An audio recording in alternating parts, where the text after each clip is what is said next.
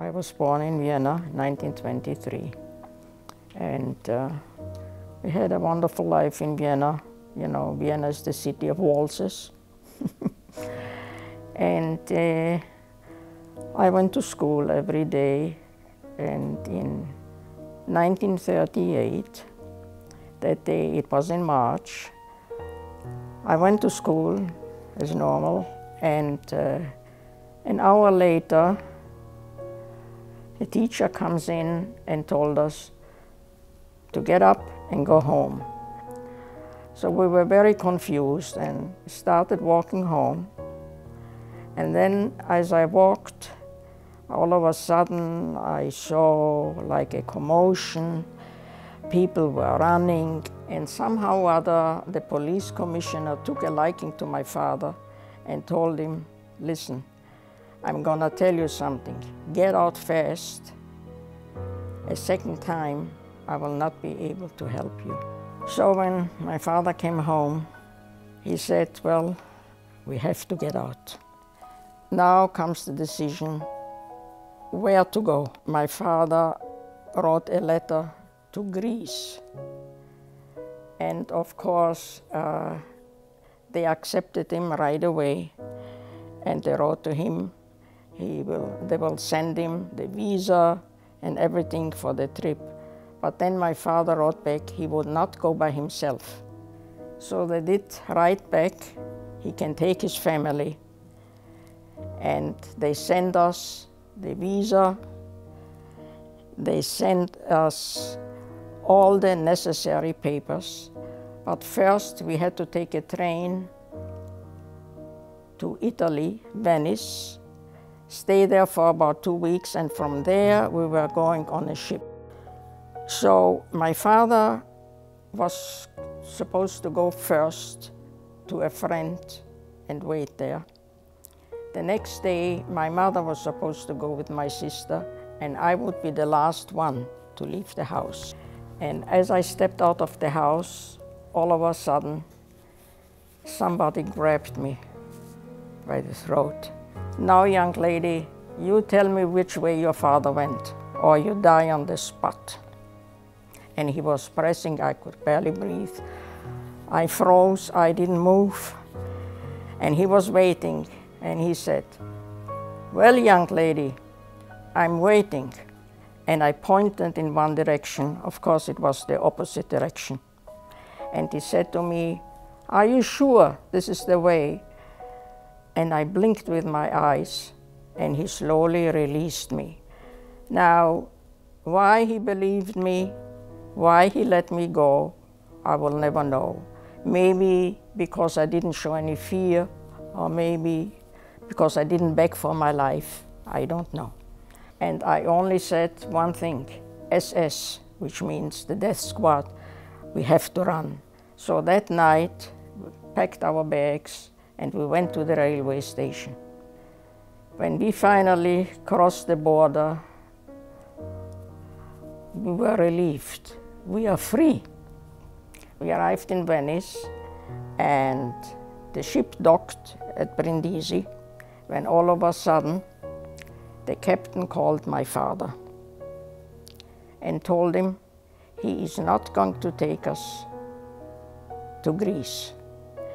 He said, I don't take any Jews to Greece. But my father showed him the papers. He said, I have papers, I have permission from the government. So now we were sitting at that port of Brindisi. We had no money whatsoever because you couldn't take out any money from Vienna. He couldn't even make it a call or send a telegram. We had absolutely nothing. So we were just going to sit there. We sat down on our suitcases and waiting to die, I guess, because there was no way we could do anything anymore. The next day, a ship docked. And then, after a while, my father saw somebody leaving the ship, and it looked like a captain. So my father said to me, Annie, you go over to him and you explain the situation. maybe he will take us on the ship. I was terrified. I really didn't want to go, but my father said, you go. So I approached him, and I spoke a little French, which I had learned in the school in Vienna, and I said one word, and he shook his head. He just stood there, and he looked at me, and he looked at my father, my mother, and my sister, who was a very little scrawny girl, skinny. She was 5.5 years old. And he just looked, and all of a sudden he grabbed my hand. And when he grabbed my hand, I thought again that was the end of it. I closed my eyes, and I didn't know what was going to be. And all of a sudden, I felt a push, like a pull. And I opened my eyes, and he smiled, and he motioned to follow. And a few minutes later, he came back with food and motioned us to eat. We were still like, we were afraid to move.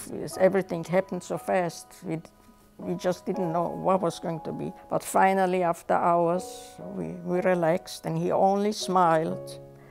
And we met a merchant from Egypt. He was a Jewish man, and I told him the story. He put his hand in his pocket and took out a bunch of Egyptian pounds and gave it to my father. And my father said, thank you, I don't need the money because I will be paid. I have a job. But he wouldn't hear of it, and he insisted, and he didn't want to take it back. The ship had docked very, very, very early. We were still sleeping.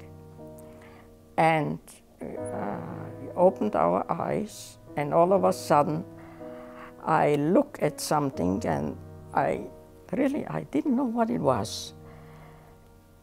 And I turn, and I look, and I see a soldier. Then I see another soldier in front of my sister, another one, my mother, and 4 soldiers with a gun. We were just laying there, and we couldn't understand what had happened. The captain had left the ship way before. He didn't know what happened to us. So when that Egyptian merchant passed us and saw, he said to us, don't worry, I will bring the commissioner and I will help you. So we were laying there motionless for, I don't know, a few hours, when finally the commissioner from the city came, and we were released, and we finally left the ship. 2 years later, Hitler attacked Greece. When we were home, when all of a sudden the police entered and said to us, get your clothes, you are coming with us. We had no idea where they're gonna take us, what is going to happen to us. So they took us in a car.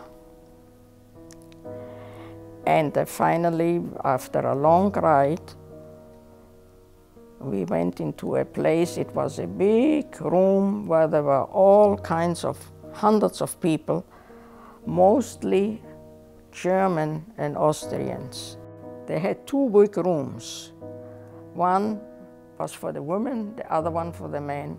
We were sleeping on the floor. They gave us 1 meal a day, mostly potatoes. And one day, a man comes in and said, everybody get up and listen. I have a list here, and I will read the names. And those names that I read, you leave. You are free. But when you get home, make sure you don't go out in the street. So he started reading the names, and as he read the names, each person walked out. And I didn't hear our name. I don't know the courage I had. He was finished reading, when all of a sudden I took the courage and I walked over to him and I said, you forgot to read our name. So he took the list and he looked at it. He said, oh, yes, yes, yes. Whether it was true or not, I don't know, but we were freed. So we went to an apartment of a friend, and now we had to get out. The air raids were getting worse and worse. Every night we had to go underground. We slept in our clothes. We couldn't even take it off. It was terrible. It was difficult to go into the street because you were afraid. Now, in order to get an exit visa, you had to go to the American embassy. So my father went there every day, and when he came back, without anything, he said there were lines and lines of people standing in front of the embassy to get the exit visa. And one day he had an idea. He was going to take my little sister with him, because when you see children, that helps sometimes. He stood there all the way back with my sister, when all of a sudden the ambassador stepped outside to see how big the line was, how many people were there. So when she saw my father with the little girl all the way back, she winked to him and said, "You come in first." So once he came home with the exit visa, we started packing, of course. We didn't have much, very little. Now we had to take a taxi to Port Said, to the harbor. Now, in order to get to the ship, it was not a passenger ship, it was a convoy of 3 ships, which were way out in the ocean because of the air raids. They didn't come too close to the harbor. So you had to take a rowboat to get to the ship. So we stepped into the rowboat, and as started rowing, there was an air raid, and the bombs fell all around us. So we finally reached the ship. We went up on a ladder. Now, of course, it was a cargo. So on the ship were another about maybe 15 refugees like us. Was also a little child and family. So a few minutes later, the captain came. He gave us each a life belt, which we had to wear continuously just in case. And he told us, "This is not a passenger ship. You stay here up on deck all the time. No food or water for you at all, because the food is only for the crew." So they voted on me. I should go at night and try and get some food. Maybe the captain, if I get caught, wouldn't be so harsh on me, because I was a young girl. So every night I went down and found whatever I did. Somehow or other, I wasn't caught. Was I seen? I don't know. And we finally found out that we were going to Port Said on the Suez Canal. Normally, a trip like this would be no more than 2-3 days, but because of the mines, it took double the time. And as we were riding, we were on deck, and we were looking. All of a sudden, there is a tremendous explosion in front of us. The ship in front of us hit a mine and exploded, and there wasn't one human being left. Well, so finally, we arrived at the Suez Canal. It was a desert, complete desert. There were about 10 barracks, each family, a few people, each one in a barrack, one room. And then one day a motorboat came and told us to get on it, and they took us to Cairo.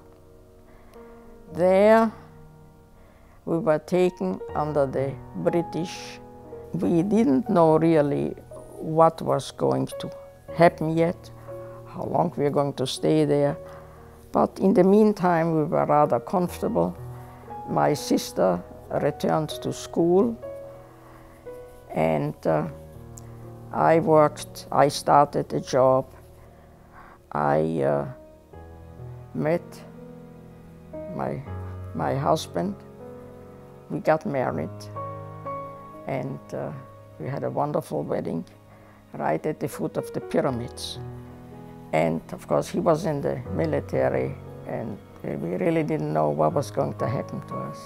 In 1947, in the beginning, the king was ousted, and it started a revolution. And it went mostly against the Jews, and it became very dangerous. So we had to get out again. We didn't know what to do. So you had to have an exit visa. So we waited for the number and went every day to the American embassy to check if the number came in. The American ambassador gave me the number, and then she looked at us and she said to me, of course, my husband didn't have his number, so I would have to go by myself. And she said to me, would you go alone? Are you newlyweds? I said, yes, we are newlyweds. I said, I wouldn't go alone. So when we came back tomorrow, she handed my husband a number. I don't know where she got it from, whether she took it from somebody. But we were so happy. My father was so thrilled with it that I remember he made for her, as a thank you, the most beautiful crystal vase I've ever seen, and I remember bringing it to her. My husband was demobilized the moment he stepped on the ship. The moment he stepped on the ship, he was demobilized. And we finally came here in 1947. We arrived first in Canada, and from Canada we went over here. And then the following year, my sister came, and the following year, luckily, my parents came. And we were all reunited again.